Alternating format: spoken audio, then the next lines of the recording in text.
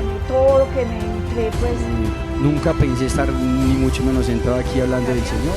Yo le comencé a pedir a San José por mi vocación. En la vida tenemos llamados y muchos llamados de Dios Pero yo no sabía ni qué era el lazo, explique. De tener una esposa de Dios. Desde mi catequista, el Señor estaba empezando a conquistar mi corazón. Y fue algo maravilloso porque el Señor me permitió conocer a un... Lady se encontró con un Dios muy amoroso. ¿Quién como Dios? Nadie como Dios. Bueno, hoy vamos a contar un poquito acerca de nuestra historia, de lo que el Señor hizo en nosotros y también cómo fuimos rescatados por el amor. Mi nombre es Jesús Agudelo, vengo acompañado de mi esposita Catalina Herrera. Y vamos a contarles esa historia. Ambos somos de un pueblito aquí cercano a Medellín, San Jerónimo. Estamos a más o menos 40 minuticos de acá de la ciudad. Estamos con nuestro hijito Pablo, que nos está acompañando hoy. Somos una familia que tenemos 5 hijitos: Miguel Ángel, el mayor, Emanuel, Josué, Mariana y Pablo de Dios, que nos acompaña el día de hoy. Por ahí va a estar dando vuelticas. Papi, siéntate, pues sí, ahí permanece un ratico sentadito, listo. Eso, muy bien. Y bueno, vamos a contarles un poquitico. Pertenecemos a Lazos pues ya hace unos 12 años, estuvimos en nuestro retiro espiritual de matrimonios y bueno, aquí vamos con la ayuda de Dios creciendo y aprendiendo mucho acerca de nuestra fe. ¿Cuánto tiempo de matrimonio? Llevamos 20 años ya de matrimonio. Y 8 años de novio, no, mejor dicho, vamos para 30 años ya prácticamente. El 14 de noviembre de este año cumplimos 30 años de habernos hecho novios. Ajá. Entonces llevamos un tiempecito largo. Vamos a contarle un poquitico pues cómo es nuestras familias, cómo están compuestas, al menos la mía. Yo pertenezco a una familia católica. Mi papá, mayordomo de una finca en San Jerónimo. San Jerónimo es un lugar muy turístico. Entonces mi papá, mayordomo. Yo llegué a esa finca de 2 meses de edad. Mi mamá, ama de casa. Antes de eso pues fue enfermera, pero se dedicó a la familia. Somos una familia, 4 hijos y mi papá y mi mamá. Y bueno, allí crecimos. Entonces eso es más o menos como está conformada mi familia, siempre enseñados con valores cristianos, valores católicos. La Santa Misa los domingos sin falta, el Santo Rosario 7 de la noche, estuviéramos haciendo lo que estuviéramos haciendo, se hacía el Santo Rosario. Y bueno, así fue como mi inicio en la vida de la fe. Después por ahí me torcí, pero mi esposita que comente un poquito cómo está conformada su familia y ahorita hablamos de eso. Bueno, mi familia la conforma, mi mamá y mi papá son profesores también del pueblo de San Jerónimo. Tengo un hermano, Alejandro, somos 4 en nuestro círculo familiar.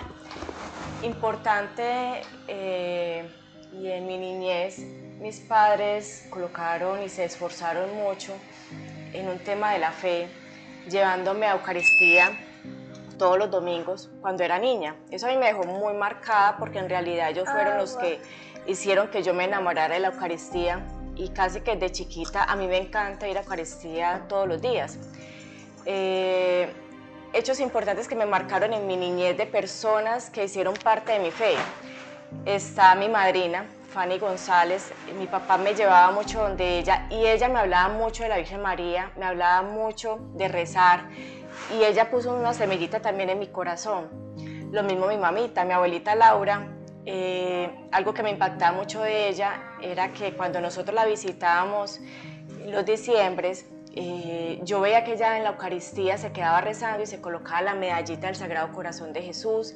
En una cartucherita tenía un montón de novenas, nos invitaba a rezar el rosario todos los días. Ella también hizo parte como de esa historia y ese amor que yo siento hacia la Eucaristía y ese amor pues como hacia Dios. Algo que también me marcó mucho y es que mi mamá cuando yo estaba chiquita, ella me enseñaba oraciones especiales. Entonces ella sacaba un ratito y me enseñaba oraciones, la oración del Sagrado Corazón de Jesús.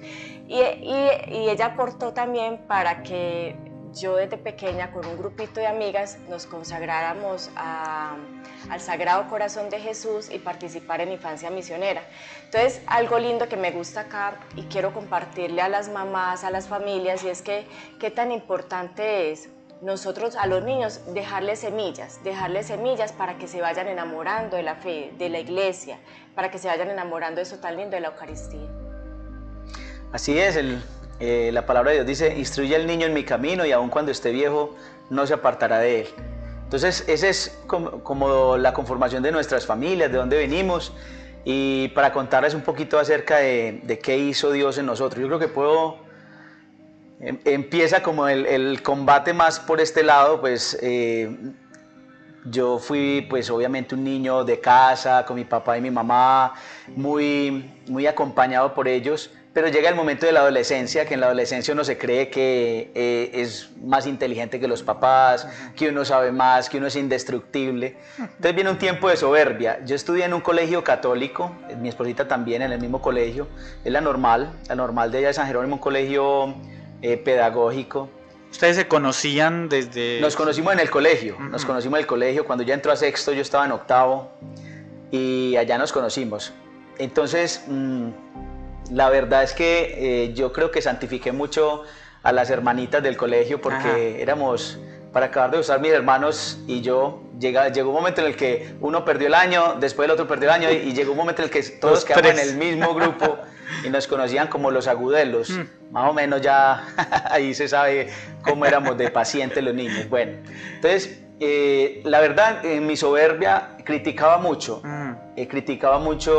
el tema de las hermanitas, mantenía señalando mucho el tema de los sacerdotes, sin ni siquiera haberme ido a la iglesia, ya estaba empezando como un camino de crítica.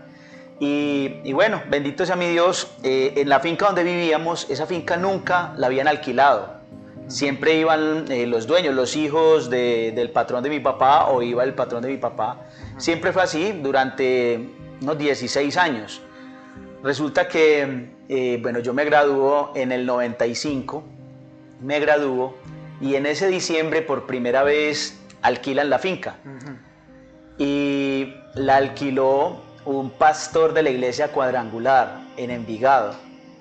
Gente muy buena, pues porque lo primero que hicieron cuando llegaron a la finca fue ir a saludar al mayordomo, nos invitaron a cenar, que fuéramos con ellos, hicieron oración. A mí me parecía muy extraño porque nos decían que oráramos, yo solamente conocía rezar, entonces yo decía, ve, qué cosas tan raras, a leer la Biblia, y entonces como que la Biblia en mi casa estaba allá abierta, pero en el Salmo amarillo, ¿cierto? Ese salmo que como no la voltean para ningún lado, entonces esas dos paginitas se vuelven amarillas, Salmo 91, muy lindo.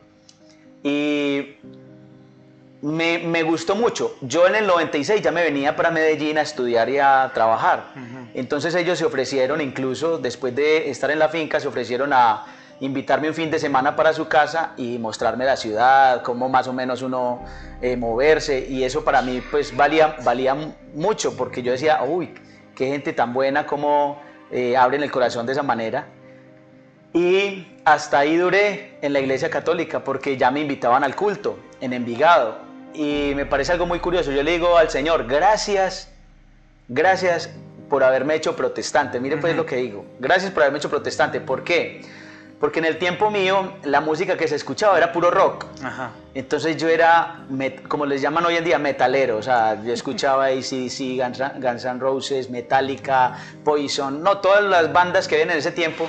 Y la ropa que yo usaba era ropa de rock, o sea, pura ropa de rockeros, pues. Entonces mis camisetas eran negras con esqueletos. Entonces me parece muy tremendo que cuando iba al culto, me miraban todo raro porque yo era el único que iba así vestido con esqueletos y con calaveras por todo lado. Entonces digo yo, bueno, gracias a Dios me volví protestante, porque si no, yo muy posiblemente podría haberme vuelto satánico.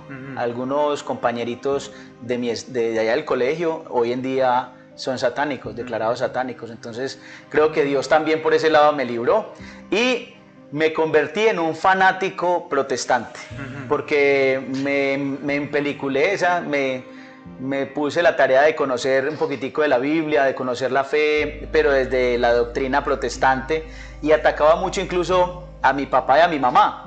porque les mostraba en la Biblia el Éxodo 24, no te harás ninguna imagen, ninguna semejanza de lo que hay arriba en el cielo, ni abajo en la tierra, ni en las aguas debajo de la tierra, ni te postrarás ante ellas, porque yo el Señor soy un Dios celoso que castigo la iniquidad del hombre hasta la tercera y cuarta generación. Yo les decía, vea, está prohibido. El Salmo, el 115, versículo 5 dice, tienen ojos y no ven, nariz y no huelen, boca y no hablan, oídos y no escuchan, manos y no tocan, pies y no caminan, y ni un susurro sale de su garganta. Yo les decía, vea, que es que eso está prohibido.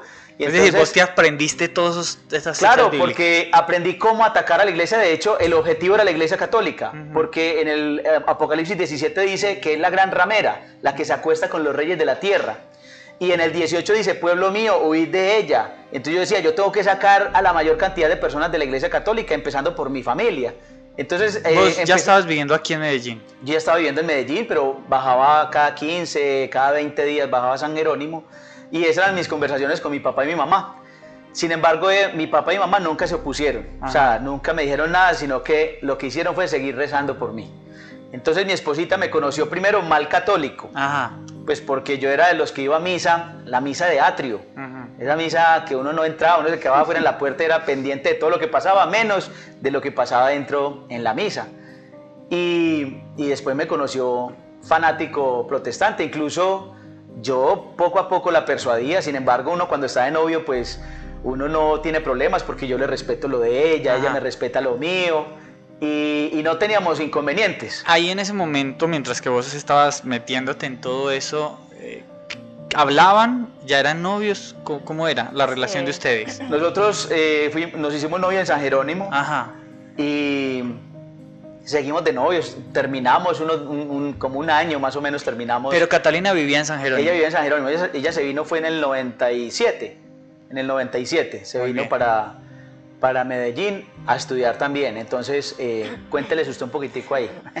Bueno, esa transición de católico a evangélico, pues la verdad en noviazgo no le paré como muchas bolas, porque pues él no se metía con lo mío, yo no me metía con lo de él.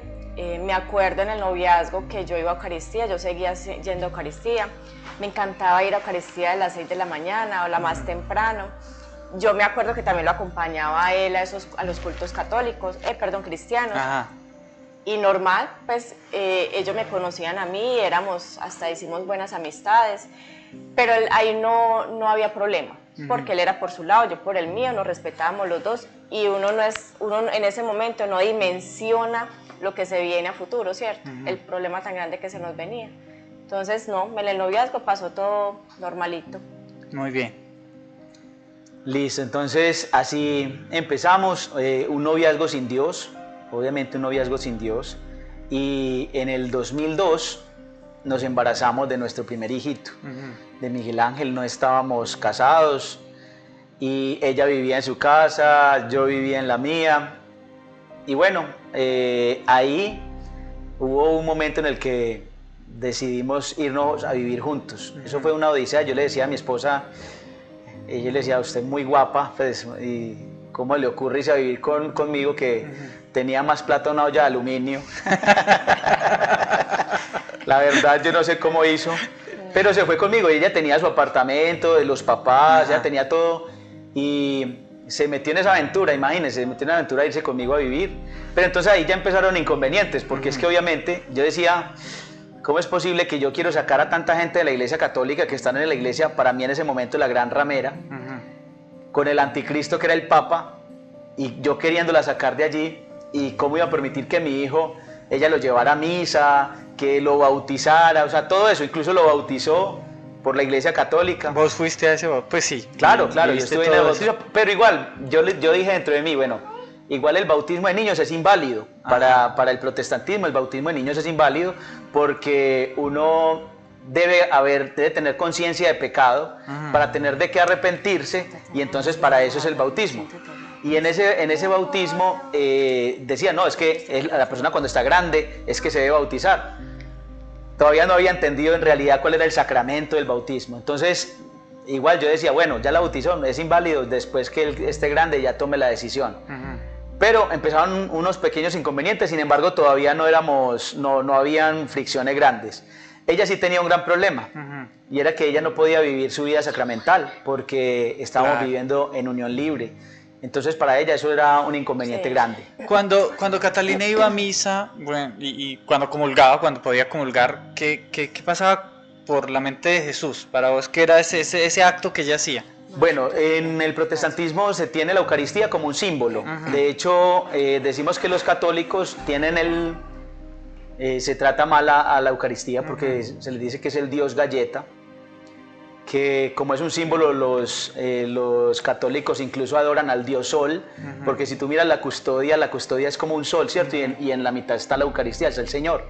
Entonces se dice, mire, vea cómo adoran al Dios Sol, o sea, todo eso es una mala interpretación y un mal entendimiento de la fe católica y de la doctrina católica. Entonces yo decía, igual ella es católica, yo tengo que perseverar orando para que ella se salga de esa iglesia.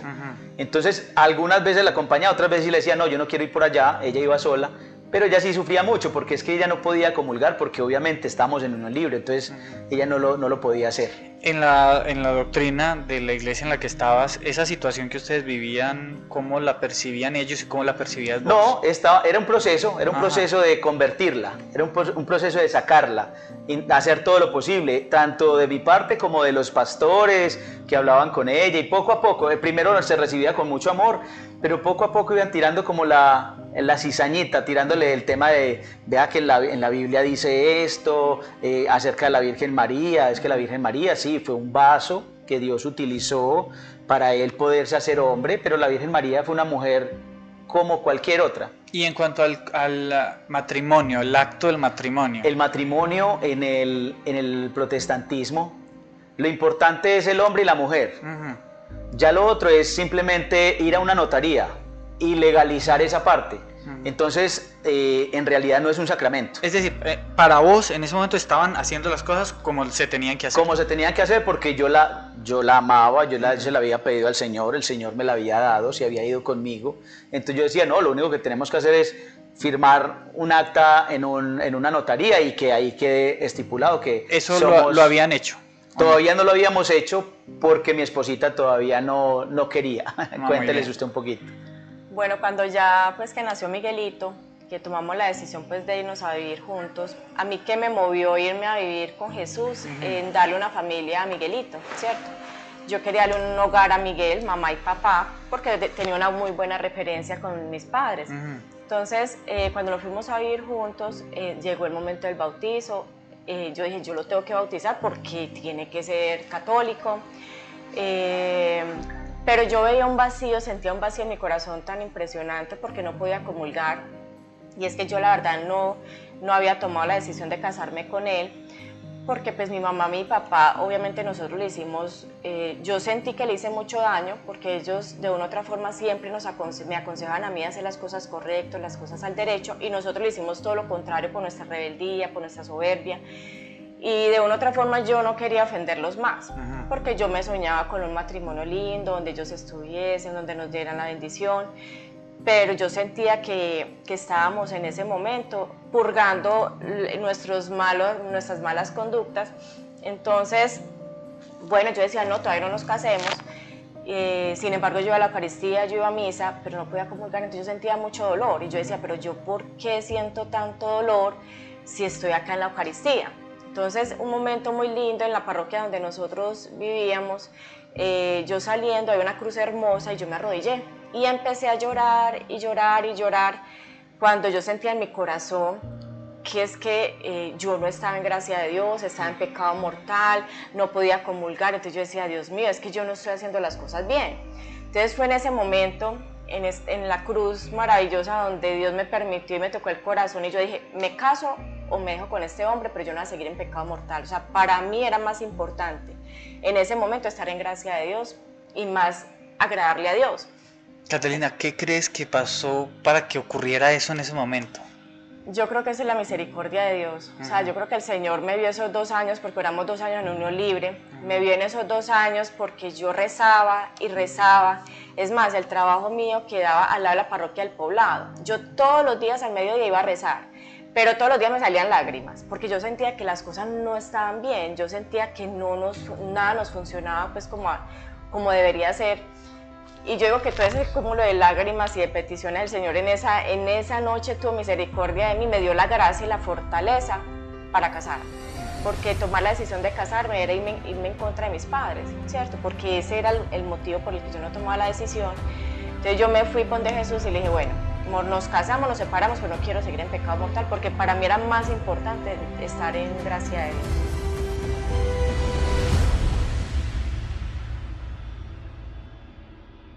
¿Qué es la respuesta de Jesús? ¿Cuál fue? No, yo dije, pues usted sabe que yo siempre me he querido casar, Ajá. que yo no tenía inconvenientes, y yo le dije, de una, casémonos. Y ella me dijo, pero por la Iglesia Católica. Yo le dije, bueno, igual, pero sabes que me pasaba algo, yo veía que el matrimonio católico era más serio que el matrimonio de donde yo estaba, porque ya conocía parejitas que se habían separado. Y entonces yo decía, pero si lo que Dios unió, que no lo separe el hombre. En cambio la Iglesia Católica sí decía, es hasta que la muerte lo separe. Yo decía, bueno, hágale igual, yo ya había tomado mi decisión, ella era mi esposa, yo decía, para toda la vida, hasta que la muerte nos separe. Le dije, hagámoslo, entonces nos casamos, igual la Iglesia permite esos matrimonios mixtos, porque pues la fe del creyente salva a la del no creyente, y nos casamos en la iglesia, una parroquia en Bello. Incluso no teníamos plata para el matrimonio, eso, mejor dicho... Sí. Fue un milagro, cuénteles un poquito usted. Fue algo muy lindo porque cuando tomamos la decisión de casarnos, nosotros fuimos y le pedimos, hablamos con mis padres, no teníamos nada, ni vestido, ni plata, ni argolla, ni nada, y fue algo muy lindo porque justo la directora de Jesús, la líder mía en Bello, me prestó el vestido de matrimonio. Entonces yo dije, ve, tan linda ella, porque ella nos apoyó, ella fue, nos acompañó, o sea, ella filmó el video. Ella estaba de acuerdo y lo apoyó a él con ese matrimonio. Entonces, por gracia de Dios salió un desayunito, se dio el momento de la Eucaristía, fue un momento muy difícil, porque mis padres no nos acompañaron, pero yo los entendí después o sea, yo los entiendo ahora, pues porque era un momento donde ellos veían que como no habíamos hecho las cosas bien, ellos en el fondo de su corazón sentían que no estaban haciendo correcto, pues como acompañarlos, porque pensaban que esto no iba a durar, claro. ¿Cierto? Y tenía toda la razón. Pues un evangélico, mi mamá lo conocía, desordenado, incoherente, pues chiquito lo conoció. Me dio clases. Sí, entonces yo diría, este muchacho no va a durar con Cata. Entonces, bueno, lloramos mucho en la Eucaristía, de verdad que parecía un cementerio, porque todo el mundo lloraba, todo el mundo lloraba por lo mismo, porque como no estaban mis padres, entonces a todos nos dolió, pero bueno, fue algo muy lindo, porque cuando yo estaba en el altar, yo le dije al Señor, Jesús, usted sabe que yo estoy acá por usted. Yo le dije a Dios, yo le dije, Jesús, usted sabe que yo en este momento me estoy casando con usted en el cielo, y con el otro Jesús acá en la tierra. Es más, como no teníamos ni argolla, nos la prestaron. La única argollita mía que yo tengo es una que tengo acá de unas rositas, que fue mi compromiso con el Jesús del cielo. Esa no me la quito para nada, con esa duermo, con esa... Llevo 20 años que nunca me la he quitado. ¿Por qué? Porque sé que ese es el compromiso con Jesús del cielo. ¿Y eso lo hiciste cómo?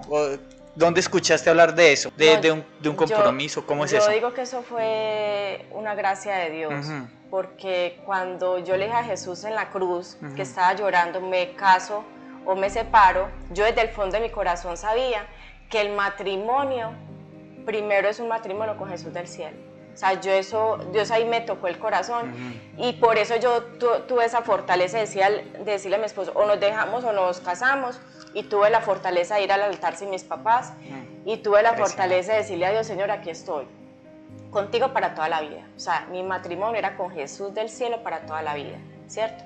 Y pues obviamente ya estaba con el Jesús de la tierra, ¿cierto? Pero yo quería estar en gracia de Dios, ya quería comulgar, yo quería agradarle a Dios. Entonces, bueno, nos casamos, fue algo muy lindo, empezaron a llover las bendiciones, empezaron a llover las gracias, Dios me regaló un trabajo maravilloso, después nos regaló a Manuel, que ya vino el segundo hijo, y ahí con Emanuel empezaron los problemas. Ahora sí empezaron los problemas de raíz. Yo creo que ese bicho estaba pero furioso, porque yo siento que él ya veía que había mucha gracia, ya teníamos 2 hijos, ya estaba en matrimonio, ya estábamos en el camino nosotros que era. Y obviamente empezó él empezó a molestarme la cosa más impresionante con las imágenes, ya no quería ver Cristo, ya no quería Es decir, ver al nada. principio sí habían en tu casa imagencitas Sí, y sí. cosas. No me molestaba para nada, Ajá. pero cuando nos casamos y llegó Emanuel, yo me acuerdo que prácticamente los sábados para mí era una tortura. Y ahora yo pienso, es que los sábados, como dice la abuelita, es sábado día de la Virgen. Pero todos los sábados yo decía, llega sábado y yo sé que ya era una pelea. Era una pelea, o me peleaba por las imágenes, que porque iba para misa, o que porque yo rezaba la novena, o sea, me escondía, me botaba, o sea, eso era un karma, pero impresionante. Y la verdad con Emanuel también lo bautizamos, empezamos un proceso, yo lo acompañaba a él a los encuentros evangélicos, pero de un momento a otro yo sentí que estar en las dos partes me estaba afectando. Porque yo decía, no, o estoy en un lado o estoy en el otro, pero yo no puedo, porque obviamente allá yo empiezo a sentir algo contra la Virgen María, yo empiezo a sentir como un escrúpulo, Claro. y yo dije, no, esto no es de Dios. Entonces, las peleas que yo le decía a él era, amor, yo sé que estoy en la iglesia que es, yo sé que la Virgen María la tengo que querer, la tengo que amar porque es mi madre. No sé versículos, no sé cómo decirte porque es que yo no me lo sé, pero yo estoy segura que estoy en la iglesia que él. Entonces él me hace una retaíla de un montón de versículos, un montón de cosas, y yo solo hacía mirarlo porque yo no sabía cómo defender. Así le tocó a mi esposita. Ajá. Así, bueno, con Emanuelito empezaron los problemas, pero se agudizaron con Josué. Cuando tuvimos a nuestro tercer hijo en el 2009, no, ya sí teníamos... Y la verdad era que yo me creía muy santo, pero yo no me portaba muy bien. Imagínense, yo me decía que era supuestamente santo, pero también en el trabajo a veces me quedaba hasta tarde, llegaba tomado a la casa. Entonces, pero prácticamente era como por tantos problemas que tenía, que quería como tener un escape a la rivalidad que había entre mi esposa y yo, porque peleábamos por la fe. ¿Cómo es eso que le escondía las imágenes? No las botaba. Ajá. Yo llegué y como para mí era idolatría, entonces ya las botaba. Yo decía, en mi casa no va a haber idolatría. Y yo no le puedo enseñar a mis hijos a ser idólatras. Entonces botaba las estampitas, crucifijos. Hay un crucifijo muy particular que nunca lo quise botar. Es más, hasta lo trataba bien y lo colocaba encima de un closet donde ya no alcanzaba a verlo. Entonces allá se lo escondía y allá estuvo por mucho tiempo. Ese crucifijo tiene un testimonio porque... cuando ya volví otra vez a la iglesia católica, me di cuenta que el crucifijo tenía las rodillitas peladas, pero ahorita les cuento por qué. Les cuento por qué. Entonces, así empezaron nuestros problemas. En el 2011, ya la verdad no nos aguantábamos, ni ella me aguantaba a mí, ni yo me la aguantaba a ella. Ajá. O sea, ya estábamos en un momento en el que dijimos, nos reunimos en el pueblito paisa. Y dijimos, como dice por ahí un comentarista deportivo ya jubilado, dijimos, final, no va más. Nos separamos porque usted le sirve a un Dios y yo le sirvo a otro, definitivamente somos un yugo desigual. Y dice el Señor, cuando él lo criticaban, que por qué él echaba a los demonios por culpa de Belcebú, entonces el Señor decía, ¿cómo puede irse Satanás contra sí mismo si un reino dividido no permanece? Yo le decía, usted y yo somos un reino dividido y el Señor dice que no permanece. O sea que usted y yo ya nos tenemos que separar. Hasta la Biblia la utilizaba para separarme.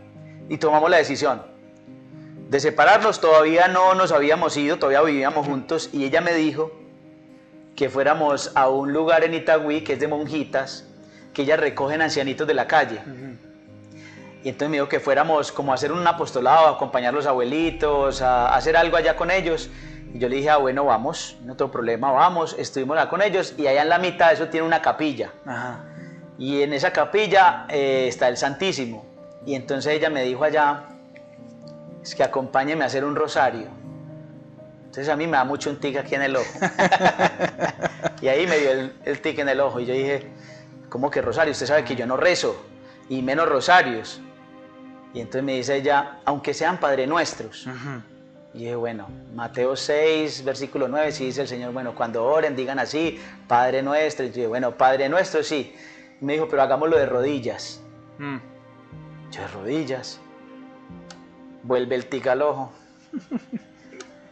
Y digo, listo, hagámoslo. Pues ya pues íbamos a separarnos. Yo dije, bueno, ¿yo qué voy a pelear más? Y me dijo, bueno, pero hagámoslo de rodillas desde el atrio hasta el altar. Y dije yo, no puede ser. Entonces ya ahí el tic del ojo era con voltea de cabeza ya. Y yo dije, bueno, pues no voy a pelear más con ella. Le dije, hagámoslo. Se me hizo el rosario más largo. Yo lo hice a punta de Padre Nuestros. Ella decía una Ave María y yo era un Padre Nuestro. Y así nos fuimos. Se me hizo el rosario más largo. Pero ella sí cuenta, ella sí dice que ese era el último rosario. Le había dicho a la Virgen María. ¿Cómo fue el tema? Sí, la verdad es que uno se agota, uno se cansa. Yo llevaba muchos años de rezar por él. Y muchas veces me preguntan, Cata, pero usted ¿por qué rezó por él? ¿Por qué no lo dejó? Si hubiera usted quedado libre, ese karma, esa preocupación, de esa angustia. Ese karma es de la nueva era. Bueno, ese problema. Pero en la época, porque no estábamos convertidos, las amistades le decían Claro, a uno, es la expresión que uno y le usa. buscaban a uno hasta le dan a uno hasta malos consejos, déjelo, o sea, eso, deje ese problema tirado. Y la verdad, yo desde el fondo de mi corazón, yo sentía el deseo de orar por él. Entonces, por muchos años, yo iba mucho a la iglesia María Auxiliadora y me nacía desde el corazón irme desde el atrio hasta la Virgencita María Auxiliadora de rodillas. Cada rodillita era un Dios te salve. A veces me salían ahí en esa rodilleta porque a veces la hacía chiquita, me salían 3 rosarios. Pero yo sentía como que ese ardor tan grande, ese amor tan grande de que Dios le regalara la conversión. Entonces me acuerdo muchas veces que lo hacía hacia María Auxiliadora, muchas veces, y yo decía, pero mamá, ¿usted por qué no me escucha? Entonces más bien me iba para el del centro, porque el centro me iba directamente para el Santísimo, donde estaba la custodia. Entonces también lo hacía. Así fueron muchos años de oración. Él ni siquiera se daba cuenta, porque yo me iba, si tenía la forma de... me volaba y me iba a rezar y yo le decía, mamá, usted me tiene que escuchar, mamá, usted me tiene que ayudar con este hombre, porque la verdad, para mí el hogar, mamá y papá era, o sea, esa era la familia, eso era lo que a mí me daba esa motivación de luchar, ¿cierto? Entonces justo ese día yo ya estaba agotada, cansada, yo sentía esa incoherencia de él, yo decía, no, esto como que no funciona más. Y yo la verdad, yo ya le estaba diciendo a la Virgencita, mamá, yo ya no sé qué más hacer, o sea, ya como que no doy más, hasta acá voy, ya mire a ver usted qué va a hacer con ese hombre, pero yo ya no doy más, porque yo ya sentía que eso estaba afectando a mis hijos. Ya mis hijos se estaban dando cuenta de los problemas, de las peleas. ¿Cuántos años tenían? En el 2011, Manuelito ya tenía 6 añitos, Josécito tenía 3 añitos, ya Miguel estaba más grande, tenía 9 añitos, entonces ya ellos ya están evidenciando muchas cosas, muchas discusiones, y ellos ya están en una parte en la mitad de los dos, porque los llevábamos a los cultos de él y los lleva a la iglesia católica. Entonces le estábamos transmitiendo ya un problema a los hijos. Claro. Entonces, bueno, ahí empezamos. Entonces, ahí pasó, yo digo que yo soy fruto del Santo Rosario y fui rescatado por ese amor de la Virgen María, porque en ese tiempo que estuvimos con tanto problema y que hice ese Santo Rosario, en esos días pocos atrás, yo había visto que mi esposa estaba dormida y a ella le sangraban las rodillas, yo no sabía por qué. Pero cuando hice ese Santo Rosario entendí por qué, porque ella rezaba mucho por mí de rodillas y lo hacía desde el atrio hasta el altar, o sea, eran unos rosarios muy particulares y yo entendí ahí por qué le sangraban las rodillas y ahí empezaron a suceder cosas sobrenaturales, como cuáles, por ejemplo, salió un retiro espiritual. Adivinen de dónde. Un retiro, pero no de Lazos, un retiro de donde yo asistía. Es decir, hubo un retiro y los invitaron. Salió un retiro, entonces yo dije, esta es la oportunidad para por fin convertir a esta mujer, sacarla de esa iglesia católica de una vez, que se salga de allá. Entonces le decía al Señor, bueno Señor, por favor sáquela para que ya no seamos un yugo desigual, que los dos tengamos el mismo sentir, que trabajemos para ti, porque yo pensaba que yo trabajara para Dios. Entonces salió ese retiro y yo muy digno fui y le dije, bueno, voy a hacer lo último para salvar este matrimonio, nos vamos para un retiro de la iglesia a la que yo pertenecía. Y ella me dijo de una, sí, vamos. Y yo dije, ve, el Señor está actuando. El Señor está actuando y ya estaba mostrando aquí como que la va a convertir. Entonces yo me fui muy ilusionado. Eso fue de sábado a domingo. Y ella me dijo que sí, vámonos. Entonces nos fuimos. Como yo cantaba ya, entonces me mantenía cantando. Casi ni nos vimos. El problema fue que el lugar a donde llegamos, que yo decía que también fue otra diosidencia, fue un lugar católico. Eso fue en San Antonio de Pereira, en una casa de retiros de los de La Salle. Y eso en la mitad tiene una capilla con el Santísimo. Yo decía, ahora me voy a poner a rezar aquí también. Y yo decía, bueno, pero seguía insistiendo. La habitación tenía un crucifijo en toda la cabecera. De hecho, yo tenía una camarita, yo tengo las fotos de todo eso ahí. Y después, listo, llegamos ya, eso fue sábado a domingo, llegamos el domingo a la casa y entonces ella me dijo esas 3 palabras que asustan mucho al hombre cuando se las dicen, tenemos que hablar, ¿sí o no? Entonces yo le dije, bueno, ojalá que ella me vaya a decir que ya, que se va a retirar de esa iglesia, que se va a venir conmigo. Y ella me dijo, no, ya fuimos al suyo, ahora vamos a ir al mío. Al miércoles siguiente, retiro de lazos de amor mariano, 20 de julio del 2011. 20 de julio del 2011. Y a mí me dio mucha rabia. Y me llené de una soberbia tremenda, porque yo dije, con razón no me dijo nada, con razón no me puso problema para ir a este retiro, porque ella me ponía problemas para ir al lugar a donde yo asistía. Y yo dije, bueno, listo, perfecto. Yo voy a ir a ese retiro. Pero cuando me den la oportunidad me voy a parar al frente y le voy a convertir a todos esos católicos, así en su cara, porque ella echa la soberbia. Los voy a convertir a todos para que ella se dé cuenta para qué me llevó a ese retiro. O sea, esa era la intención con la que yo me fui para el retiro. Me llevé la misma camarita, no me la quitaron. Yo tomé fotos de todo, yo tengo un registro fotográfico de tu tanto del retiro donde estaba como el retiro de lazos. Y entonces yo con mi libreta de apuntes, mi lapicero y mi Biblia, es más, me hice adelante de primero allá para estar pendiente cuando iba a ser la oportunidad para pararme y empezar a convertirlos. Catalina, ¿en qué momento escuchó hablar del retiro de lazos? ¿Cómo llega el retiro de lazos a tus oídos? Sí, donde yo trabajaba, mi compañera Yadira, ella era misionera. Y ella siempre, casi como estamos en la misma oficina, ella todos los días me hablaba. Me hablaba de la Virgen María, yo la veía rezando. Entonces la verdad me empezó a llamar la atención. Ella se demoró un año casi que evangelizándome. Me invitaba y me invitaba. Me decía, Cata, anda a retiro. Hasta que llegó un momento donde yo le dije a la Virgen María, mi Virgencita, si usted quiere que yo vaya al retiro, organice todo. Necesitamos vacaciones, tanto los dos, necesitaba la plata, necesitaba todo. Y la Virgencita todo lo dio, todo lo organizó para que se diera ese retiro. Entonces ahí fue donde, cuando vos le aceptaste la invitación a Jesús, ¿lo hiciste con la intención de que él fuera al retiro o cómo fue eso? Cuando yo tomé la decisión de decir sí, voy para retiro, la verdad, para mí esa era la última carta que yo tenía para convertir a este hombre, o sea, porque la verdad yo sentía que mi matrimonio iba hacia el piso, o sea, iba ya el fracaso, se iba a acabar. Y como esa era mi motivación de vida en ese momento con mis hijos, pues yo dije, no, me voy para retiro, porque yo necesitaba también que algo o alguien le hablara a él y que él abriera los ojos. Pero yo creo que también eso fue una gracia, un regalo de la Virgen María, porque nunca pensé que el tema iba a ser tan maravilloso, ¿cierto? O sea, que iba a ser un regalo tan maravilloso el que ella nos iba a dar. Eso fue una diosidencia, yo digo que fue una diosidencia, porque ya el retiro de lazos estaba programado. Y cuando salió el retiro donde yo asistía, ya el de lazos existía también. O sea, ya los dos, salió el retiro acá y yo dije, pues para convertirla a ella, y salió el retiro de lazos antes de eso. Entonces yo dije, eso fue una diosidencia. Claro. Porque ya estaba preparado. Entonces, claro, cuando yo le dije a ella que fuéramos, para ella fue una oportunidad de decir, bueno, ya no me va a decir que no, porque ella pensaba mucho era que donde yo me hubiese dicho antes que íbamos para un retiro, yo le hubiese dicho que no. Claro. Que no, que yo no iba a eso, que bien pierda su plata, reclame la plata, pero yo no iba.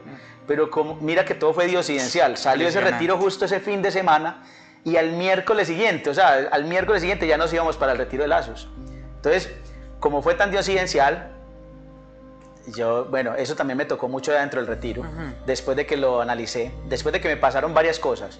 Primero, que cuando empezó el retiro yo estaba de acuerdo con todo lo que hablaban, porque hablaban, por ejemplo, de la humildad. Yo decía, bueno, Mateo 11, 29, sí dice, aprendan de mí, que soy manso y humilde de corazón. Yo decía, bueno, aquí no fue, decía, aquí no puedo decir nada. Hablaron el tema de la pureza. Yo decía, aquí tampoco, pues, porque Mateo 5, 8 va a decir, los puros de corazón verán a Dios. Yo decía, aquí tampoco fue. Y empecé a ver que todas las charlas, yo estaba de acuerdo con todo. Vos fuiste como a apenas escucharas algo de lo que fueras a rebatir. La intención mía era, yo le decía al Señor, usted me va a decir cuándo, apenas yo vea el error, yo me voy a parar de una y voy aquí, porque yo le decía, usted nos dijo que no tuviéramos miedo cuando habláramos delante de los hombres, porque no éramos nosotros, sino que era el Espíritu Santo. Entonces yo era con esa intención, pero yo veía que todas las charlas pues yo decía, no, hablaron del aborto, yo decía, yo soy pro vida, pues aquí tampoco. Entonces entré en una discusión, incluso en una pelea con Dios. Yo le decía a Dios, y entonces, ¿dónde está el error? ¿Dónde está el error? Y el Señor me mostraba, porque yo soy del amor con el que nos atendieron todos los misioneros, y yo veía que pues porque tuvimos un problema el primer día que llegamos, y es que llevamos una sola maleta, y entonces eso fue un chicharrón allá.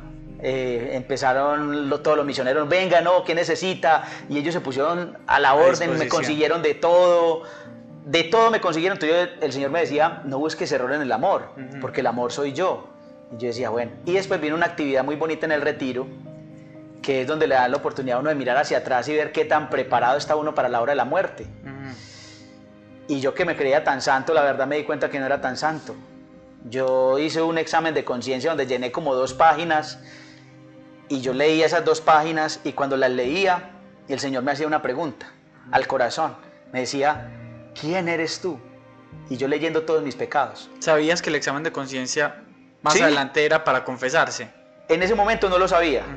En ese momento no lo sabía. Hiciste el examen Hice el examen como una actividad. por ver cómo estaba mi alma. Por ver cómo estaba mi alma. Y llené dos hojas. No, fueron 2 hojas que llené. Y yo leyendo esas 2 hojas, el Señor me hacía esa pregunta, ¿quién eres tú?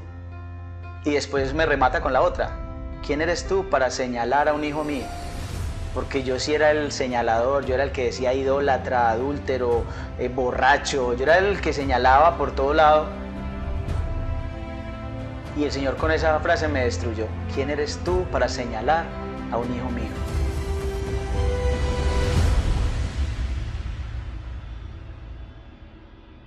Entonces ahí ya yo no pude, se me quitaron las ganas de salir al frente, porque dije, Señor, yo no soy nadie, y más mirando todos mis pecados, yo decía, yo no soy nadie, yo no soy nada, no soy nada.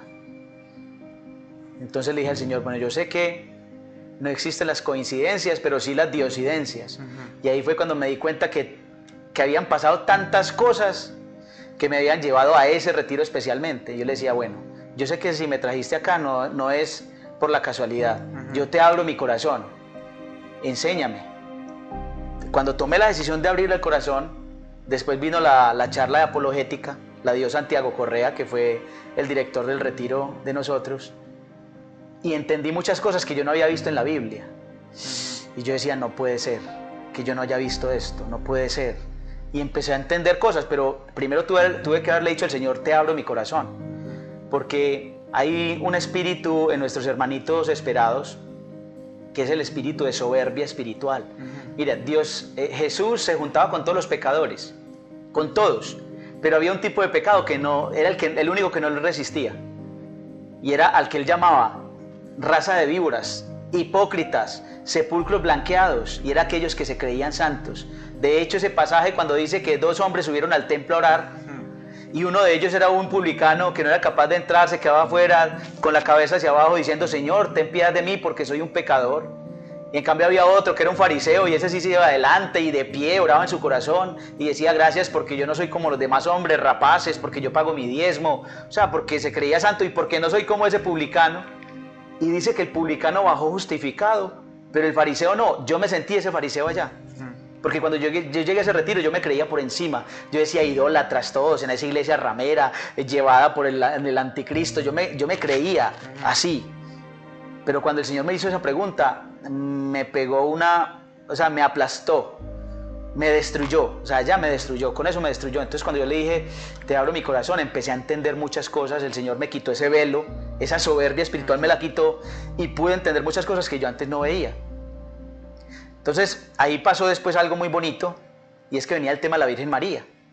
Para un protestante la Virgen María es idolatría pura, o sea, es el diablo. Para un protestante la Virgen María es el diablo. Yo peleaba con mi esposa y él decía, es que usted le sirve a esa diosa, usted le sirve a esa diosa, porque yo creía que la Virgen María le quitaba el puesto a Jesús. Claro. Y entonces cuando vino un momento con la Virgen María en el retiro, pues no pasó nada especial, pero yo sí dije, bueno, yo ya peleé mucho con Dios, y ya Dios me mostró que esta es la iglesia, porque lo entendí. Fue como una gracia infusa, algo así, porque entendí que la iglesia católica era la iglesia de Dios, más la prédica que dio de apologética Santiago. Es decir, incluso con todos los argumentos que Con tenía, las citas con todos mis bíblicas, argumentos, todo. el Señor me mostró que esa era la iglesia. Entonces yo dije, con la Virgen María, yo dije, ya qué más voy a pelear pues con la Virgen María. Es mi mayor enemiga, pero yo me paré, eso fue en Guarne, la finca de Guarne, me paré, allá hay una advocación que es la Rosa Mística, me le paré al frente y le dije, bueno María, usted sabe que yo no la quiero, pero yo sé que el amor no es un sentimiento, el amor es una decisión. Entonces, eso fue un viernes por la noche y le dije, a partir de hoy, pues yo decido quererla, yo decido amarla, y me fui a dormir. Al sábado en la mañana, cuando abro mis ojos, yo no sé cómo, pero amanecí enamorado de la Virgen María, que fue una cosa sobrenatural. Yo amanecí enamorado de ella y yo no entendía por qué. Yo decía, pero ¿por qué yo estoy enamorado? Sentía como que esa persona que estuvo perdida por mucho tiempo no la encontrara, y esa felicidad, esa era la felicidad que yo sentía. Y se me empieza a venir a la mente que yo durante esos 16 años que estuve apartado de la Iglesia Católica, yo tarareaba una canción y cuando menos pensaba la terminaba cantando, y la canción era Oh Ave María. Yo decía, pero yo ¿por qué canto esto si yo no soy católico y menos mariano? Y la Virgencita en esa mañana, ese sábado, me decía, es que yo siempre he estado ahí y no me has querido ver.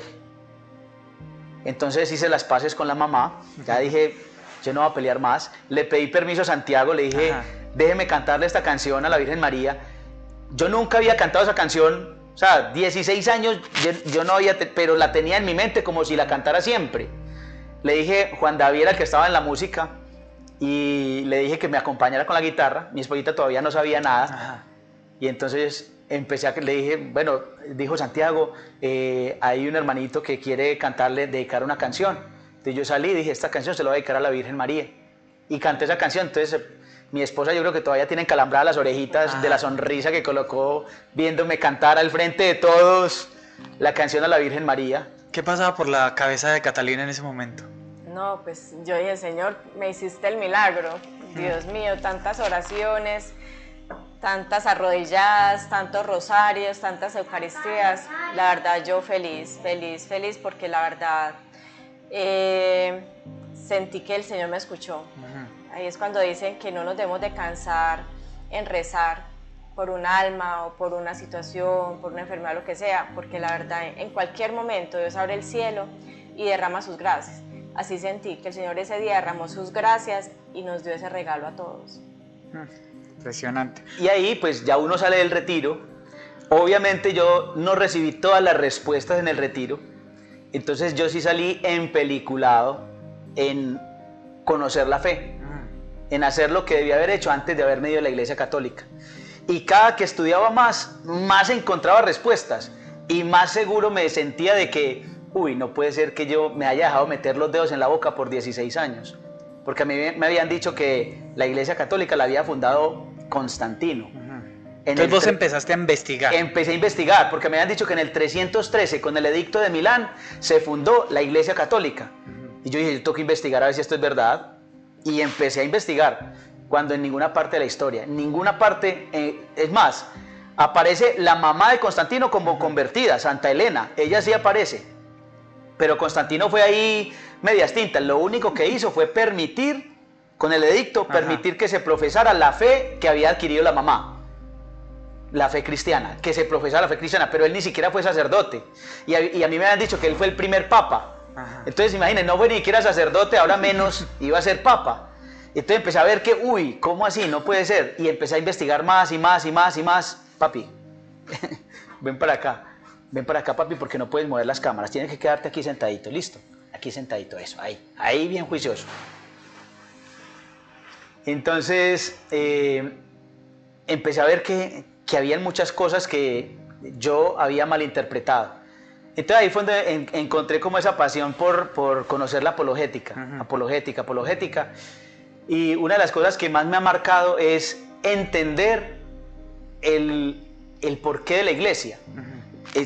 Tiene un para qué y un porqué de la iglesia. ¿Por qué Jesús pensó en una institución? Porque Él no podía dejarnos la fe así suelta, como para que la entienda el que pueda. No, Él no nos la podía dejar así, porque es que si no, eso se hubiera convertido en un teléfono roto. Imagínate 2000 años de un teléfono roto. ¿En qué iríamos, por Dios? Y ahí empecé yo a investigar y veo que, por ejemplo, el Evangelio de San Mateo, que me gustaría que lo leyéramos como para que entendamos varias cositas que van a pasar ahí. Evangelio de San Mateo en el capítulo 16, en el versículo 5. Mira del 5 en adelante, mira lo que va a pasar ahí. En ese pasaje, ahí se van a entender varias cosas. Dios, Jesús, que es Dios, nos va a prevenir de algo que acontece.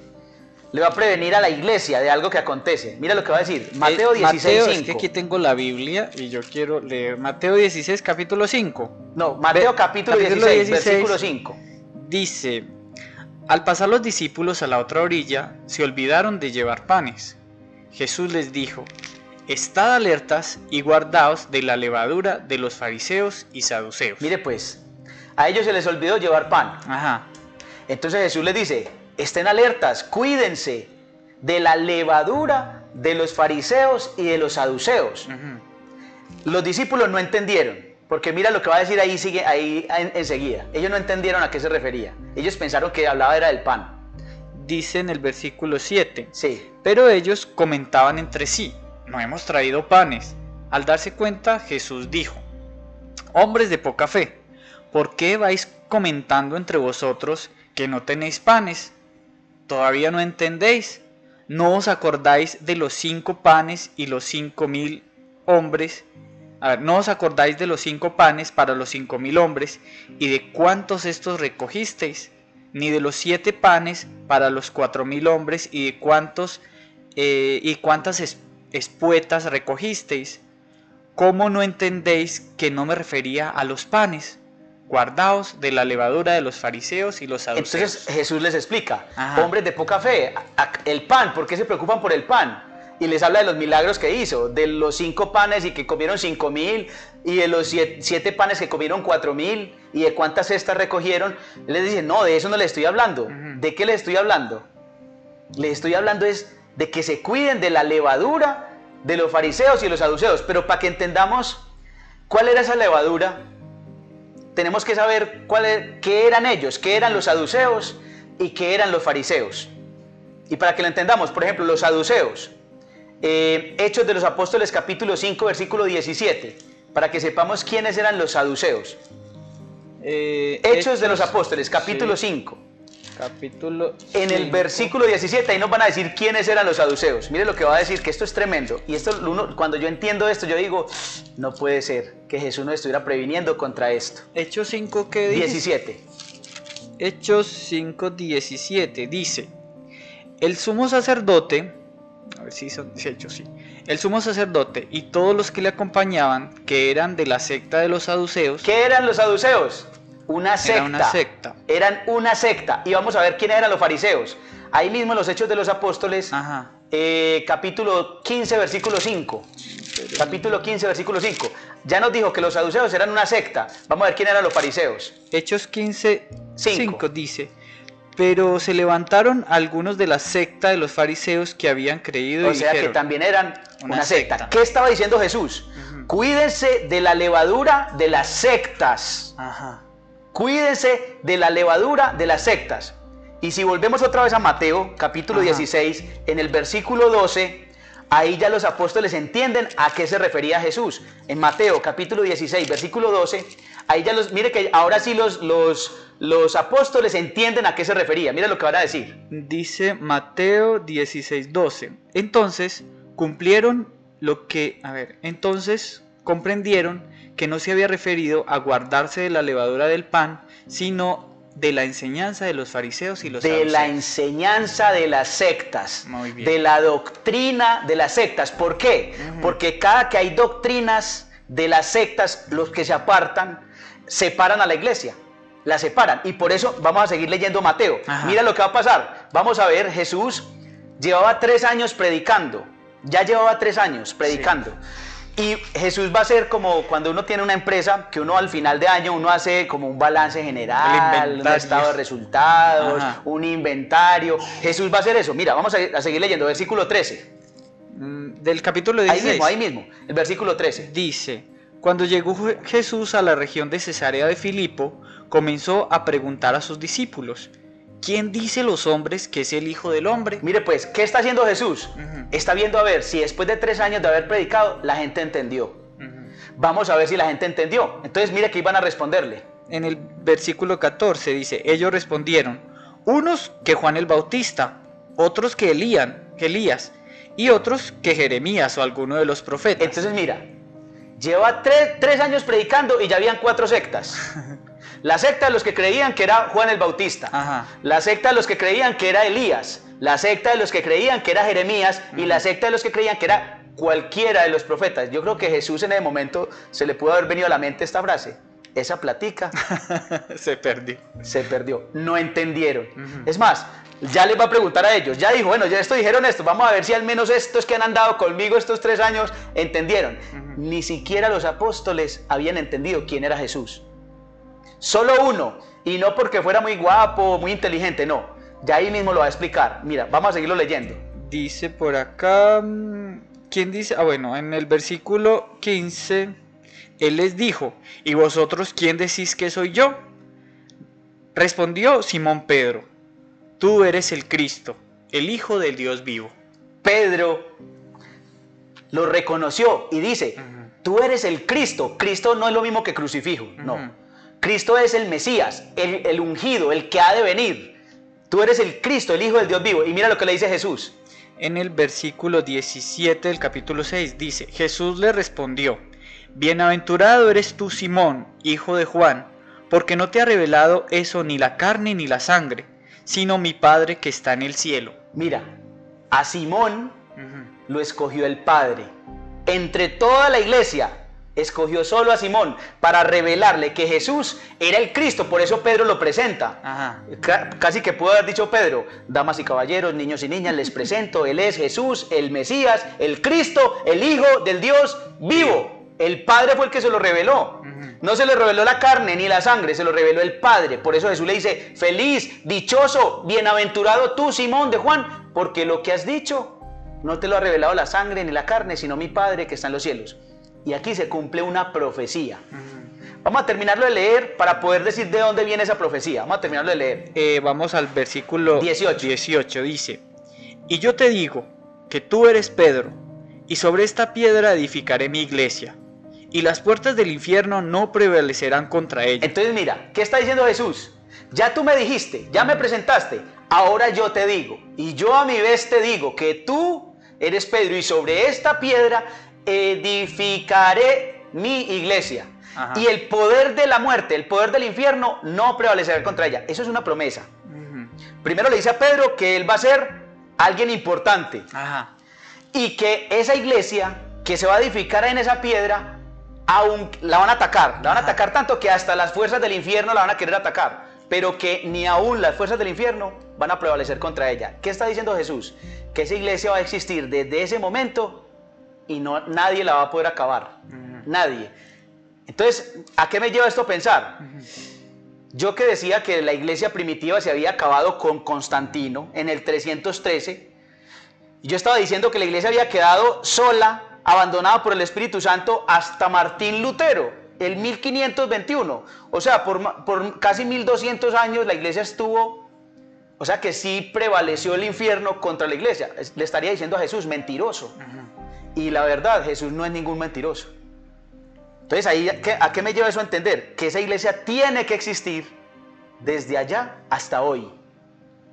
Y el sentido común me tiene que llevar a investigar cuál es la iglesia que existe desde Jesús hasta hoy, que tiene historia, que yo puedo encontrar encíclicas.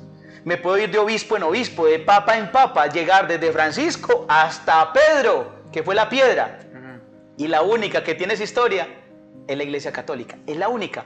Yo decía, no puede ser. Y mira lo que va a decir al final del versículo 19.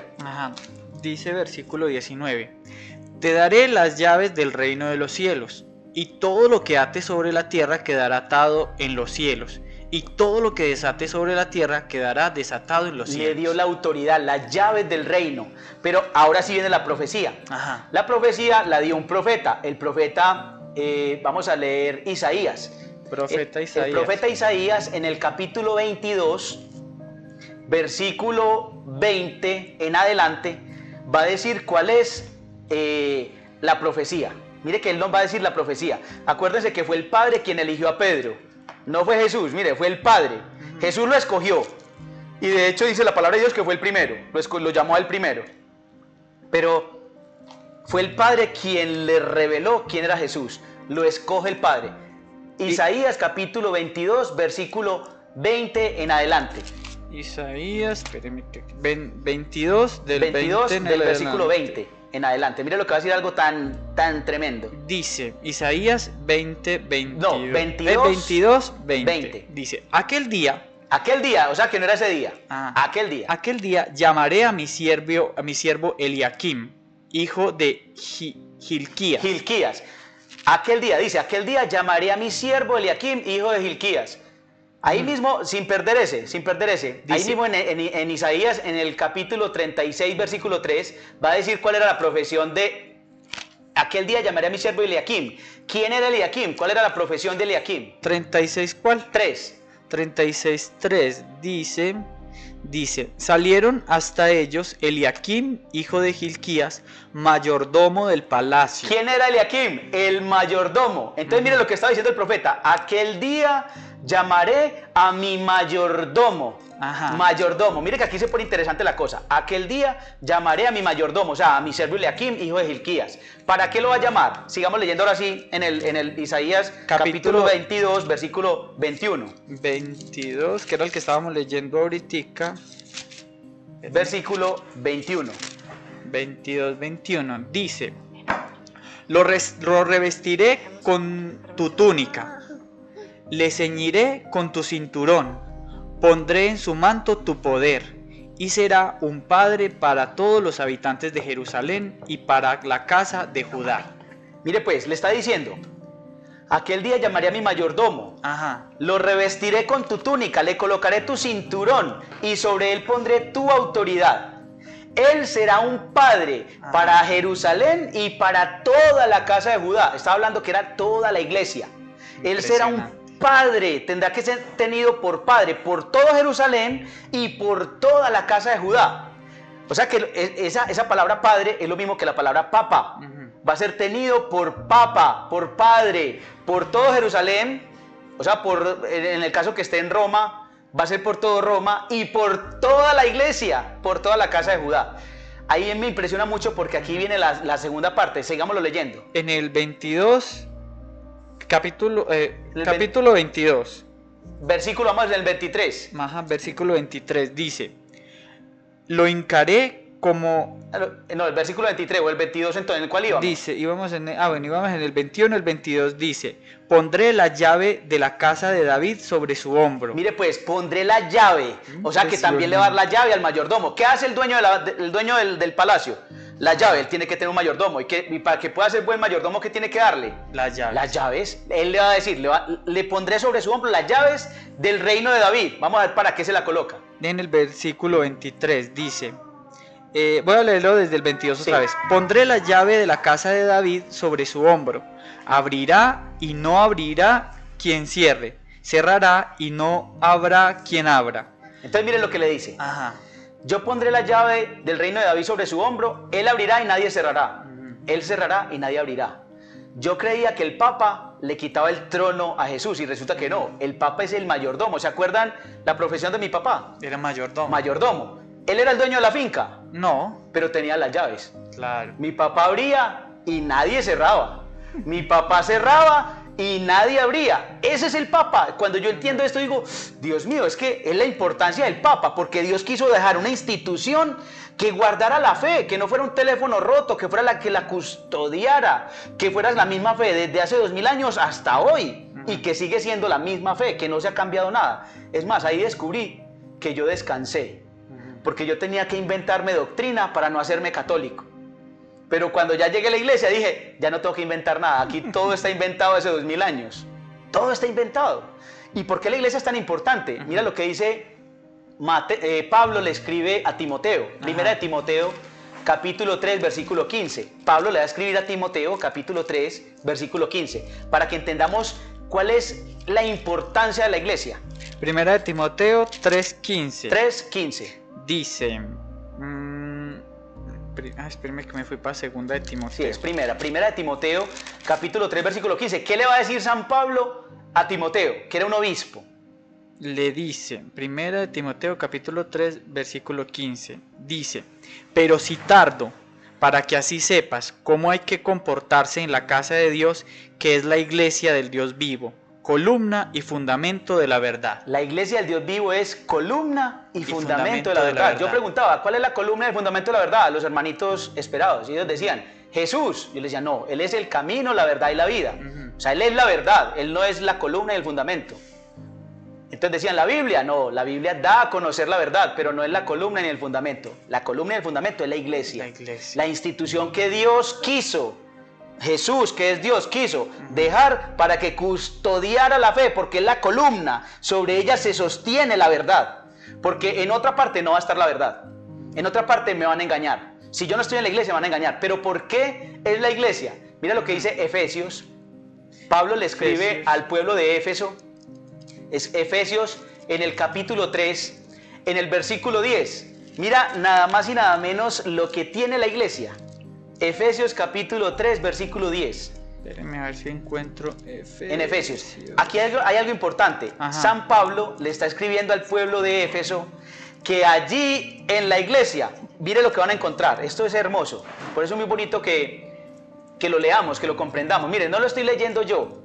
Por eso pongo que lo lea alguien más, en este caso Juli, que lo está leyendo, para que nos demos cuenta que es la palabra de Dios la misma que da la verdad, o sea, da la explicación de esta verdad tan hermosa que es la iglesia. Efesios capítulo 3, versículo 10. Dice, Efesios 3, 10, dice, para dar a conocer ahora a los principados y a las potestades en el cielo, en los cielos, los múltiples formas de la sabiduría de Dios por medio de la iglesia. La iglesia es la que da a conocer a todos la multiforme sabiduría de Dios. Las muchas formas de la sabiduría de Dios son dadas a conocer a todos nosotros por medio de la iglesia. Y ahí mismo en Efesios nos va a explicar por qué Satanás, ahí mismo en ese capítulo 3, por qué Satanás odia a la iglesia y nos la quiere quitar.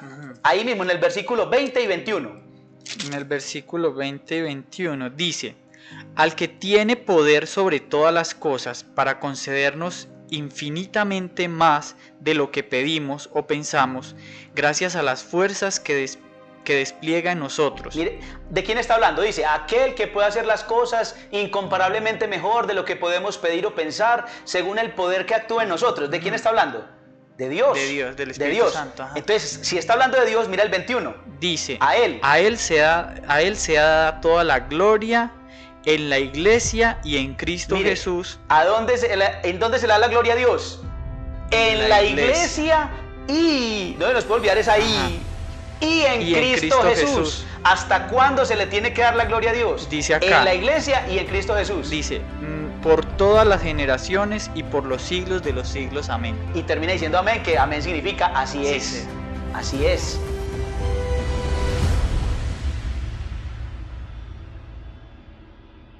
Así es. Entonces, Satanás nos quiere quitar la iglesia para que no le demos la gloria a Dios.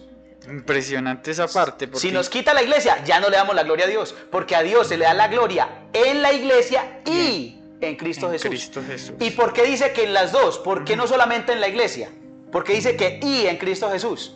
Ahí vamos a ir a Mateo 26, 26, para que entendamos por qué a Dios se le da la gloria en la iglesia y en Cristo Jesús. Mateo 26, versículo 26.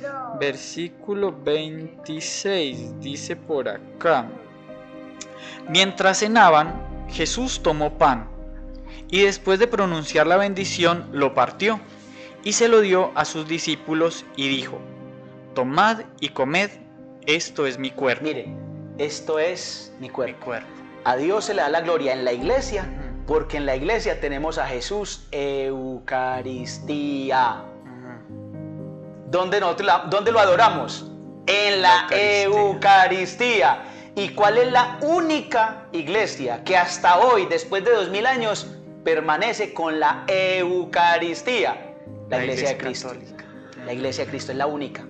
Y no solamente lo dice Mateo, también lo dice Marcos. Marcos 14, 22. Marcos capítulo 14, versículo 22. Mira lo que va a decir San Marcos. Marcos 14 y nos vamos al versículo 22. Dice: mientras cenaban, tomó pan y después de pronunciar la bendición, lo partió y se lo dio a ellos y dijo: tomad, esto es mi cuerpo. Mira, esto es. Lo dijo Mateo.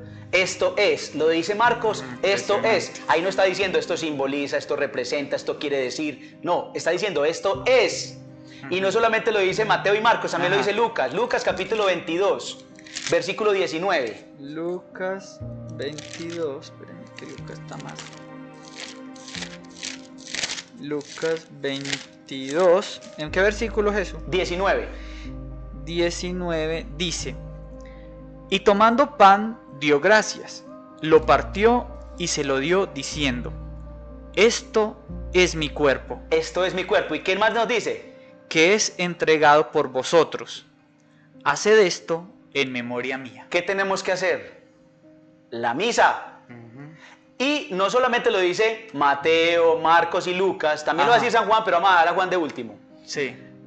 San Pablo, que San Pablo, miren eso tan tremendo, San Pablo escribió a los Corintios alrededor de 35 años después de que Jesús hubiese muerto, resucitado y ascendido al cielo. 35 años después. Vamos a ver qué le escribió San Pablo a los Corintios. Vamos a ver, Primera de Corintios, capítulo 11, versículo 23 en adelante. Mira lo que va a decir San Pablo. Primera de Corintios 11. Capítulo 11. Sí. Versículo 23 en adelante. Dice: porque yo recibí del Señor lo que también os transmití. Mire pues, él recibió del Señor lo que a su vez le ha transmitido y lo que nos transmitió a todos nosotros. ¿Qué transmitió?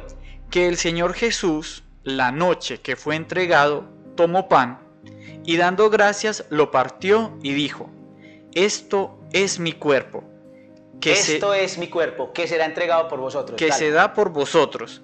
Haced esto en memoria mía. Háganlo, hay que hacerlo. Sigue leyéndolo. Dice: y de la misma manera, después de cenar, tomó el cáliz diciendo: este cáliz es la nueva alianza en mi sangre. Cuantas veces lo bebáis, hacedlo en memoria mía. Hay que hacerlo. ¿Y hasta cuándo tenemos que ir a misa? ¿Hasta cuándo? Dale. Porque cada vez que comáis este pan y bebéis este cáliz, anunciáis la muerte del Señor hasta que venga. Hasta que venga. ¿Hay que ir a misa hasta cuándo? Hasta que venga. Hasta que Él venga. Y esa misa se ha hecho desde hace 2000 años. La fracción del pan lleva 2000 años. Y somos la única iglesia que persevera en la fracción del pan. Y llevamos 2000 años y hasta que venga. Hasta que venga. Pero San Pablo se pone ya, aquí la pone más difícil. Mira lo que va a decir. Sigo ahí en el versículo. Estamos en el 26. 27. En el 27 dice: así pues, quien coma el pan o beba el cáliz del Señor indignamente, será reo del cuerpo y de la sangre del Señor. Entonces no es un símbolo, porque no peca contra el pan, no peca contra el vino, peca contra el cuerpo y la sangre del Señor. Contra el mismo Señor. Contra el mismo Señor, pero se pone todavía peor. Mira lo que dice San Pablo. En el versículo 28 dice: examínense, por tanto, cada uno a sí mismo, y entonces coma del pan y beba del cáliz. Sigue. Porque el que come y bebe sin discernir el cuerpo, come y bebe su propia condenación. Sin discernir. ¿Qué significa la palabra discernir? Es darse cuenta que ahí está. Sin discernir. El que come y bebe sin discernir que ahí está, come y bebe su propia condenación. Mire que dos apóstoles traicionaron a Jesús. Judas y Pedro. Sí. De hecho, Pedro cometió un pecado más grande porque él lo negó 3 veces. Y el 3 es la perfección, que es la Trinidad, ¿sí o no? O sea que Pedro lo negó perfectamente. El pecado de Pedro era más grande que el de Judas. Increíble. Pero Judas no quiso arrepentirse, en cambio Pedro sí. Y aquí viene algo importante. Mire, con ese tema de Pedro y Judas. Judas comulgó. Y la misma palabra de Dios dice que entró en él Satanás. Come y bebe su propia condenación, el que lo haga indignamente, sin discernir que ahí está el cuerpo, la sangre, el alma y la divinidad de Cristo. Dígame, ¿yo cómo hago para pelear contra eso? ¿Cómo hago para pelear contra algo tan evidente que uno dice, es que por dónde me salgo? No tengo por dónde salirme. Y terminamos con San Juan. San Juan capítulo 6, versículo 51. hasta el... Lo pueden leer hasta el 69. Ajá. Pero mire lo que va a decir el 51. Mire, es muy bonito porque San Juan escribe diferente a los otros evangelistas. Sí. Por eso los otros se llaman los evangelios sinópticos, Sí. porque son historias muy parecidas. paralelas. Yo las puedo comparar. Pero San Juan escribe de una manera más elevada. Vamos a ver cómo San Juan va a escribir acerca de la Eucaristía. Mire lo que va a decir Jesús mismo por la boca de San Juan. Mire lo que va a decir. Capítulo 6 de San 6, Juan, versículo 51, dice: Yo soy el pan vivo que ha bajado del cielo. Si alguno come este pan, vivirá eternamente. Y el pan que yo daré es mi carne para la vida del mundo. Mire pues, yo soy el pan vivo, Ajá. bajado del cielo. El que coma de este pan vivirá para siempre, y el pan que yo daré es mi carne. Mire que lo está diciendo literal. Sí. Mi carne por la salvación del mundo. Tan literal lo está diciendo que Jesús en otros evangelios también ha dicho: yo soy la puerta. Y nadie le puso problema porque fuera la puerta. Yo soy la vid, y nadie le puso problema porque dijera que fuera la vid, ¿cierto? O yo soy el camino, nadie le puso problema porque fuera camino. Nadie puso problema. Aquí sí le ponen problema porque aquí está hablando literal. Mira lo que va a decir ahí enseguida. Dice, este es el versículo 52 creo, vamos por el 52. Dice: Los judíos se pusieron a discutir entre ellos. ¿Cómo puede este darnos a comer su carne? Mire que en ninguna de las otras partes donde digo que soy la puerta, soy la vid, en ninguna parte le pelearon. Ajá. Pero aquí sí, porque es que él dijo, mire lo que dijo. Ajá. Yo soy el pan vivo bajado del cielo. El que coma de este pan vivirá para siempre. Y el pan que yo les voy a dar es mi carne por la salvación del mundo. ¿Qué le está diciendo? Que lo tiene que comer. ¿Y qué empiezan a decir ellos? ¿Cómo puede este darnos a comer su carne? ¿Cómo? O sea, este nos vio cara de caníbales. Pues no. De hecho, ¿sabe por qué los romanos echaban a los cristianos al Coliseo romano? Ajá. Porque les decían caníbales, porque ellos se comían a un tal Jesús. Por eso los echaban al Coliseo romano. O sea, eso es tremendo. Cuando uno empieza a estudiar la historia, uno dice: bendito sea mi Dios, ¿cómo yo no me di cuenta de esto antes? Ajá. Aquí Jesús está poniéndoles un lenguaje muy duro. Sí. Porque ahí si ustedes lo van a seguir leyendo, miren, vamos a seguirlo leyendo. Ajá. Ahí es donde vamos. Dice: Jesús les dijo en el versículo 53: en verdad os digo, que si no coméis la carne del Hijo del Hombre y no bebéis su sangre, no tendréis vida en vosotros. ¿Qué está diciendo Jesús? Si Jesús dice una palabra, yo le creo, porque él es Jesús, ¿cierto? Claro. Él es Dios. Ujú. Pero aquí no solamente lo dice, sino que dice: en verdad. Sí, lo En repite. verdad, 2 veces le está diciendo en verdad, verdad, ¿verdad? Lo está en diciendo verdad. que es que no está hablando mentiras. Ujú. No es un símbolo, no, les está diciendo en verdad les digo que si no comen el cuerpo y no beben la sangre, ¿qué dice? No tendréis vida en vosotros. Si queremos tener vida, ¿qué tenemos que hacer? Comer. Ir a la Eucaristía. Ir a la Eucaristía. Ahí empieza una discusión. Ahí más adelantico, igual ahí les va a volver a decir: porque mi carne es verdadera comida, mi sangre es verdadera bebida. Está diciendo que es verdadera. O sea, no está diciendo en ningún momento símbolo, no está diciendo verdadera comida, verdadera bebida. El que coma mi carne y beba mi sangre tiene vida en él, y yo lo resucitaré en el último día. Entonces, aquí empieza una discusión tremenda. Tanto así que va a pasar algo. Yo lo llamo una diosidencia. Ajá. Y la diosidencia es: ¿cuál es el número de la bestia? Pues dice la Biblia el 666. El 666. Sí. Estamos en el Evangelio de San Juan, en el capítulo 6. Sí, capítulo Vamos a ver 6. qué dice el versículo 66. Ahí estarían los 3:6. Vamos a ver qué dice. Dice el versículo 66. Dice: desde ese momento muchos discípulos se echaron atrás y ya no andaban con él. ¿Qué quiere Satanás? Que no vayamos a misa. Mm. Que abandonemos la iglesia. Que abandonemos a Jesús Eucaristía. Que no creamos que Él está ahí. ¿Qué quiere Satanás? Mire que es una diosidencia. Increíble. El 666 quiere que lo dejemos. Pero mire que Jesús, después de que lo abandonan y ya no están con Él, y era mucha gente, porque es que si leemos todo el capítulo, ahí nos vamos a dar cuenta que fue la multiplicación de los peces y de los panes. Y que toda esa gente, que eran 5.000 hombres sin contar mujeres ni niños, si los contamos bajita la mano, son por ahí 15.000 a 20.000 personas. Ajá, más o menos. Que lo seguían. Imagínese que a usted lo dejen 15.000 o 20.000 seguidores. Imagínese que eso es mucha gente, que se le vayan. Yo creo que Jesús debió haber dicho: no, venga, yo les explico, no, esto es un símbolo, no me entendieron, que venga, no. Pero no, miren lo que le va a decir a los apóstoles, dale. En el 67. 67. Dice: entonces Jesús les dijo a los 12: ¿también vosotros queréis marcharos? ¿Qué les dijo? La puerta está abierta. ¿También ustedes se quieren ir? Porque otros decían, es que no, eso es una parábola. Ajá. Pero es que Jesús a la gente le hablaba en parábolas, pero a los discípulos, a los apóstoles, se las explicaba. Claro. Ahí no les estaba explicando nada, le estaba diciendo, también se quieren ir. ¿Por qué no Claro. les explica nada? Porque no es una parábola. Y mire lo que va a hacer San Pedro, mire lo que sigue. En el 68 dice, le respondió Simón Pedro, Señor, ¿a quién iremos? Tú tienes palabras de vida eterna. Y el 69. Nosotros hemos creído y conocido que tú eres el Santo de Dios. Ya él lo sabía. Entonces, ¿qué está diciendo Pedro? Pedro está diciendo, Señor, yo no entiendo. Es muy dura esta palabra. ¿Cómo puedes darnos a comer tu carne? O sea, ¿cómo? No la entiendo, pero ¿a quién más me voy a ir? Si solo tú tienes palabras de vida eterna, es decir, yo no la entiendo, pero si usted me dice que me lo coma, yo me lo como. O sea, Pedro confió y se quedó con él. ¿Qué tenemos que hacer nosotros? En la hostia, a nosotros nos engañan los ojos porque vemos pan, pero no es pan. Olemos pan, el olfato, pero no es pan. Gustamos pan, pero no es pan. Es más, podemos tocar pan, pero no es pan. El único que nos engaña es el oído. Porque dice que la fe viene por el oír, pero por el oír la palabra de Dios. Y nosotros escuchamos que Jesús dijo, esto es mi cuerpo. Y si Jesús dijo, ¿puedo terminar con esta pregunta? Sí. Si Jesús dijo, esto es, ¿quién soy yo? ¿Quién soy yo para decir que no es? ¿Quién soy yo para decir que no es?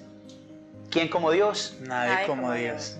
Esa es una verdad absoluta para mí, donde yo dije, yo cómo peleé contra esto. O sea, es la verdad completa, yo cómo me puedo ir en contra de esto. Dígame cómo refuto yo esto. ¿Con qué argumento yo lo refuto? No lo puedo refutar. ¿Qué siente Catalina al ver el contraste de lo que vivió antes, cuando te decía las imágenes y te sacaba todas esas citas bíblicas, y ahora ver a Jesús sacando todas estas citas bíblicas, entendiendo lo que tú habías creído desde siempre, antes simplemente por tradición, pero ahora encontrar que lo leímos en la Biblia, que están todos esos argumentos? ¿Qué siente tu corazón? Pues ya ustedes entenderán por qué era que yo no peleaba con él cuando era evangélico, porque es que me decía cita y me dejaba desarmada, no tenía forma de decir lo contrario, pero desde el fondo del corazón uno se siente muy feliz porque esa es la verdad y andar en el mismo camino, eso hace parte, yo creería que de la historia que Dios quiere para nosotros, con nuestros hijos, y ya mirarlo al que se capacita, que se forma. Él escucha mucho al padre Luis Toro y él es sediento porque yo digo que para eso Dios lo formó, lo está formando, para ayudar a muchos hermanitos separados que están por el camino que no es, para que vuelvan a la iglesia, ¿cierto?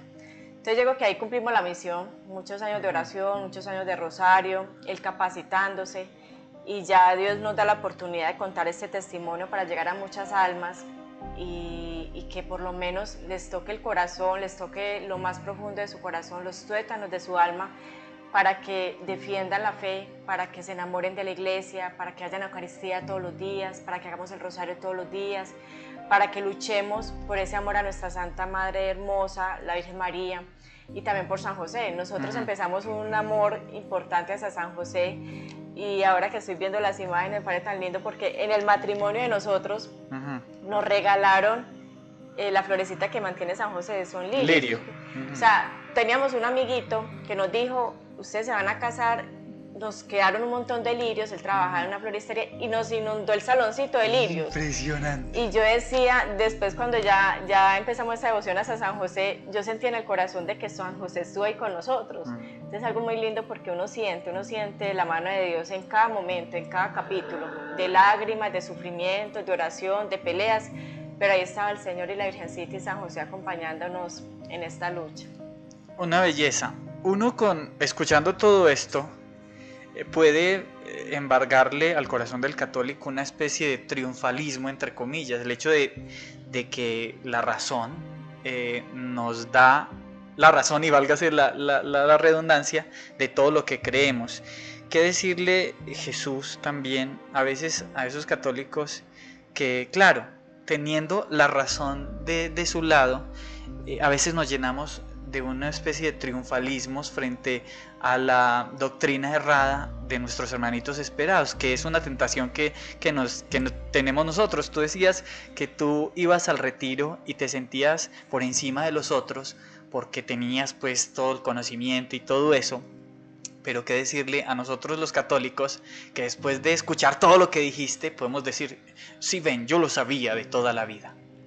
Mira, no, yo creo, y yo admiro mucho la fe de mi esposa, la admiro mucho porque es una fe ciega. La fe mía es como la de Santo Tomás, que yo tengo que meter mi dedo en la herida de los clavos y tengo que meter mi mano en la herida del costado para poder creer. Y Jesús lo regañó porque le dijo, deja de ser incrédulo y hazte creyente. La fe mía es más de los argumentos, pero creo que no podemos entrar en los triunfalismos porque es que cada vez hay más ignorancia en la fe. Y si yo no conozco, nadie ama lo que no conoce. Si yo no conozco mi fe, cualquier fe me sirve. La que me pongan me va a servir. Entonces yo tengo la obligación de conocerla. Eso no quiere decir que entonces es que alguien ya dijo tal cosa, entonces ya con esto estamos listos. No, yo tengo que conocer cuáles son los argumentos de mi fe. Tengo que entusiasmarme por conocer la palabra de Dios. San Jerónimo, que es el patrono de mi pueblo, y quien fue el que tradujo los 46 libros del Antiguo Testamento y los 27 del Nuevo Testamento, mandado por el Papa Dámaso I en el 382 después de Cristo. Él, que conoció tanto la palabra de Dios, termina diciendo una frase hermosa que a mí me impacta, y él dice: desconocer las Escrituras es desconocer a Cristo. ¿Cuánto entonces conozco a Cristo si no conozco las Escrituras? Nadie ama lo que no conoce, hay que conocerlo para poderlo amar, servir y seguirlo. Muy bien, no sé qué más quieran decir para terminar. Sí, yo quería decir algo importante. Y es que para las esposas, para las mamás que de pronto están agobiadas o están cansadas con ese hombre, porque de pronto supongamos que los dos sean católicos, que no estén viendo el mismo escenario, pero de pronto ven un poco de incoherencia o ven que ven muchos problemas en su matrimonio. Es como decirle a esas mujeres: no se cansen de orar por su esposo, no se cansen de luchar por su hogar, por su familia. Dios quiere eso, Dios quiere una esposa, un esposo, unos hijos que se amen, que se respeten, que luchen por el cielo. En estos días estamos viendo una película súper linda de San Felipe Neri, donde el mensaje final es: venga, prefiero el paraíso. Y es eso, o sea, luchemos por un paraíso, y para luchar al paraíso, pues obviamente nos va a tocar lágrimas, nos va a tocar sufrimiento, nos va a tocar lucharlo, pero no tiremos la toalla en el primer año, porque uno ve que ahora las parejas se casan y ya el primer año ya no quieren estar casados, o ya se aburren, o ya no quieren seguir luchando ni por el esposo ni por la esposa. No, esos son años donde uno aprende a conocerse, años donde hay tolerancia, años donde hay humildad, años donde nos toca agachar la cabeza. Ayer le decía a mi niño mayor, Miguel Ángel, porque él me preguntaba: mami, ¿cómo es esto del matrimonio? Yo le decía: es que el matrimonio es una renuncia a diario, una renuncia donde yo a mi esposo lo amo, yo a mi esposo lo quiero, lo respeto, pero día a día yo tengo que renunciar a Catalina para agradarle a él. Entonces, el entender eso, él me decía: no es fácil, mami. ¿Cuántos años tiene? Él tiene 20 años. Me decía: no es fácil. No es fácil, pero a uno le toca que ceder, renunciar, amarlo, respetarlo y quererlo, y ponerse de acuerdo, ¿cierto? Negociar con él. Pero hay algo muy lindo, es que luchamos los dos por un mismo camino, y luchar hacia esa fe, luchar a hacer ese rosario con amor, luchar a vivir la Eucaristía con amor. O sea, eso es un día a día, pero la verdad los frutos se van a ver el día que cerremos nuestros ojos y que ya estemos delante de nuestro amado Jesús y que le digamos: Señor, aquí le traje a mi esposito, y que Él diga: aquí le traje a mi esposita, aquí le traje a mis hijos. Valió la pena tanta rodilla, valió la pena tantas lágrimas, valió la pena tanto sufrimiento, porque al final de cuentas nuestro único fin es el paraíso. Entonces, de verdad, no nos cansemos de luchar por nuestro amado y por nuestra amada. Yo abandoné todo lo que me entré, pues. Nunca pensé estar ni mucho menos sentado aquí hablando del Señor. Yo le comencé a pedir a San José por mi vocación. En la vida así tenemos llamados y muchos llamados de Dios Pero yo no para... sabía ni qué era el lazo, ni qué. de tener una esposa de Desde Dios. mi catequista, el Señor estaba empezando a conquistar mi Y corazón. fue algo maravilloso porque el Señor me permitió conocer a un... Lady se encontró con un Dios muy amoroso.